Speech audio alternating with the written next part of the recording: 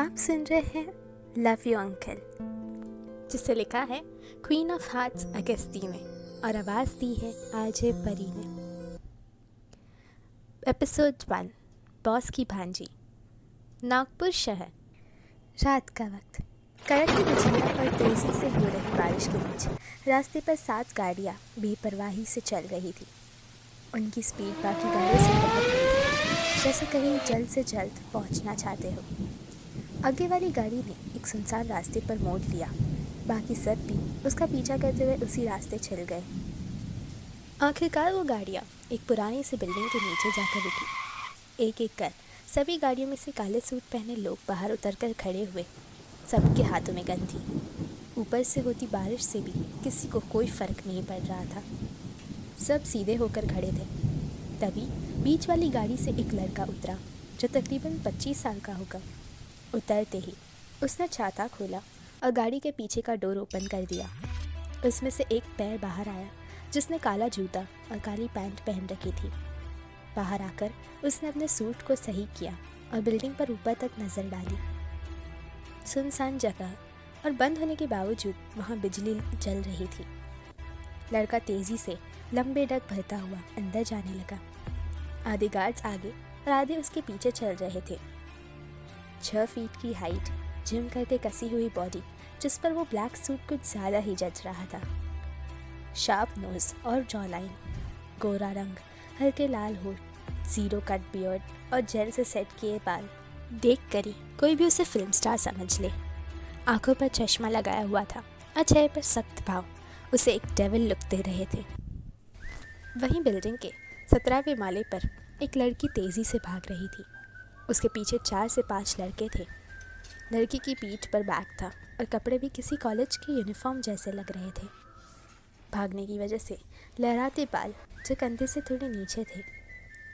गोरा रंग, गोल छोटा सा चेहरा, भूरी बड़ी बड़ी आंखें जो इस वक्त आंसुओं से भरी थी, लाल होठ जो अपने दांतों से दबाते हुए वो खुद को रोने से रोक रही थी।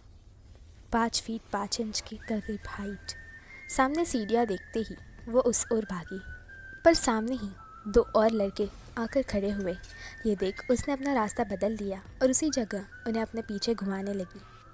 पीछे भागते लड़कों को अपने करीब आता देख उसने जल्दी से बैग में हाथ डाला तो कुछ कंजे हाथ में आ गए। उन्हें निकाल कर उसने नीचे डाल दिया, जिन पर पैर पड़ते ही पीछे भाग रहे लोग फिसल कर गिर पड़े।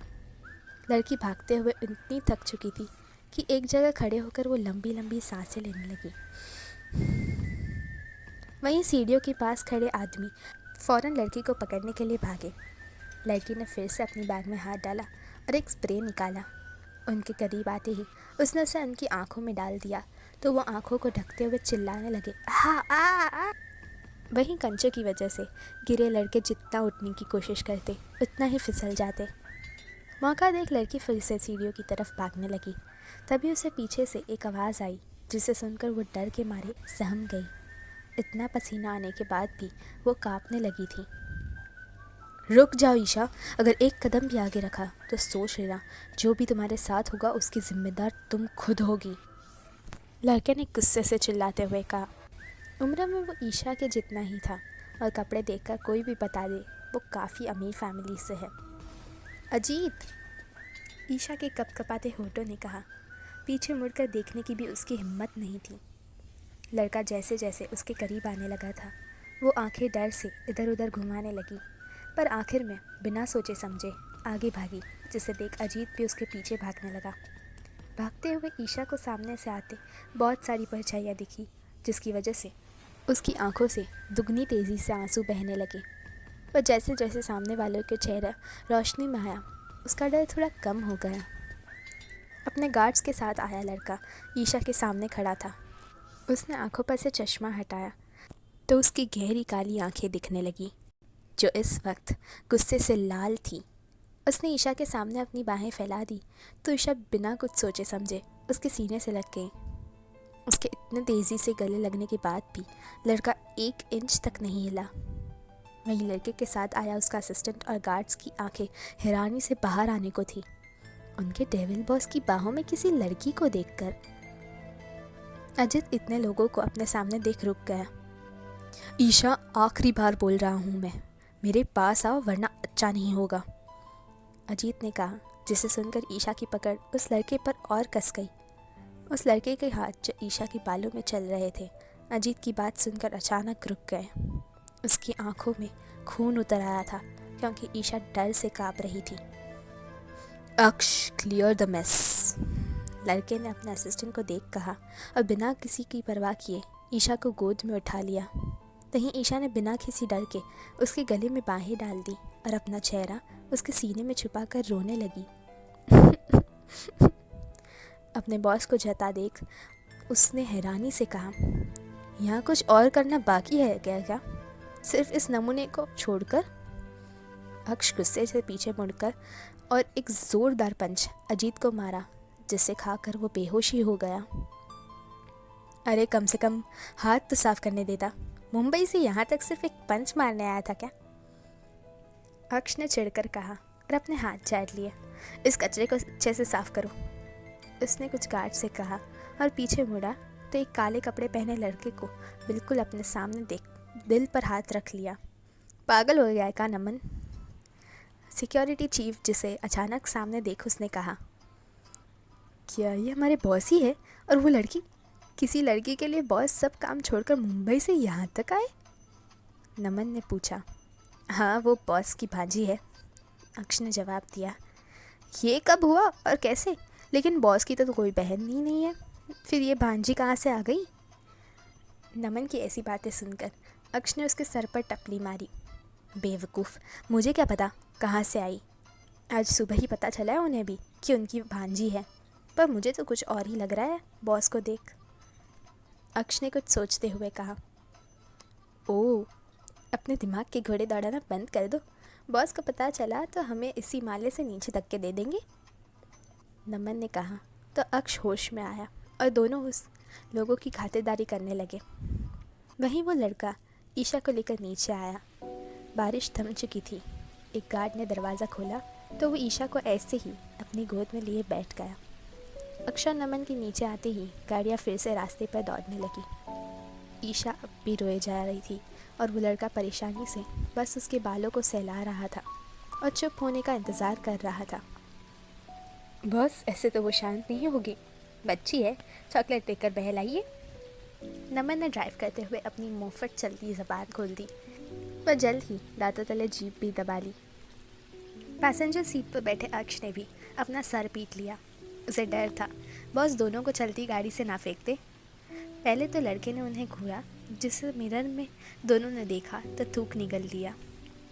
गिव इट टू मी, कुछ देर बाद लड़के ने ठंडी आवाज़ में कहा, पर उसके चेहरे के भाव अब भी वैसे ही थे जैसे पहले। क्या बॉस? नमन ने नासमझी से पूछा तो लड़के ने उसे खा जाने वाली नज़रों से घूरा। उतने में ही अक्ष ने अपने पॉकेट से एक चॉकलेट निकाल कर लड़के को दे दी।